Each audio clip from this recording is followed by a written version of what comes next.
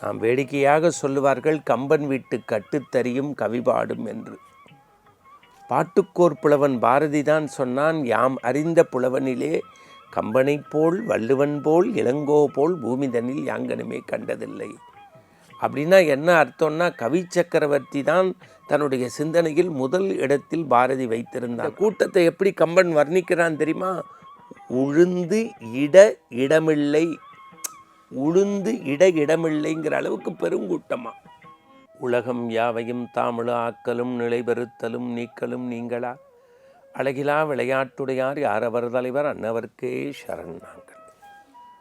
ஆன்மீக அன்பர்களே, ஜெயா தொலைக்காட்சியின் இனிய நேயர்களே, அவ்வப்போது நாம் 10,000 பாட்டை சத்தாக தந்த கம்பனுக்கு இன்னும் இங்கு வித்தாகவில்லை என்று அந்த அற்புதமான கவி சக்கரவர்த்தியின் தூரிகையில் மின்னி மெளிர்ந்த பல்வேறு பாத்திரங்களை நாம் சிந்தித்திருக்கிறோம்.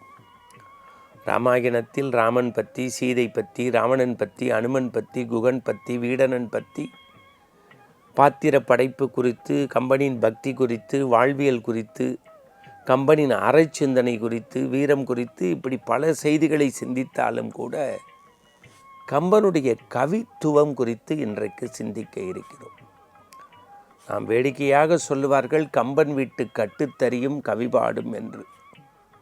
பாட்டுக்கோர் புலவன் பாரதிதான் சொன்னான், யாம் அறிந்த புலவனிலே கம்பனைப் போல் வள்ளுவன் போல் இளங்கோ போல் பூமிதனில் யாங்கனுமே கண்டதில்லை.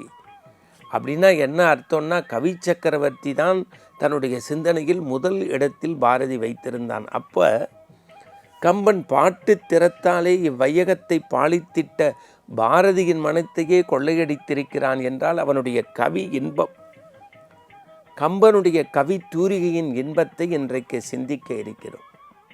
ஒரு பாடல் சொல்கிறேன் பாருங்க. இவ்வண்ணம் நிகழ்ந்த வண்ணம் இனி இந்த உலகுக்கெல்லாம் மைவண்ணத்து அரக்கி போரில் மழைவண்ணத்து அண்ணலே உன் கைவண்ணம் அங்கு கண்டேன் கால் வண்ணம் இங்கு கண்டேன். தமிழில் கண்டேன்னா வியத்தல்னு பொருள். பொதுவாக அன்போடு அணைக்க வேண்டிய ஆண்மகனுடைய கரம் எப்போதும் அன்பை குறிக்கும். கோபப்பட்டிருக்கின்ற போது அவனுடைய கால் எட்டி உதைக்கும். இது மரபு, இயற்கை. ஆனால் அணைக்க வேண்டிய கரத்தால் தாடகை என்கின்ற ஒரு பெண்ணை வதம் செய்தான். உதைக்க வேண்டிய காலால், கால் கூட இல்லை, காலின் உள்ள மண் துகள்பட்டு கல் பெண்ணாக மாறியது. அதுதான் அகலிகை. அப்போ இது வியப்புக்குரியது. இவ்வண்ணம் நிகழ்ந்த வண்ணம் இனிந்த உலகுக்கெல்லாம் மைவண்ணத்து அரக்கி போரில் மழைவண்ணத்து அண்ணலே உன் கைவண்ணம் அங்கு கண்டேன் கால் வண்ணம் எங்கு கண்டேன். இதுதான் கம்பனினுடைய சொல் வண்ணம் கண்டேன்.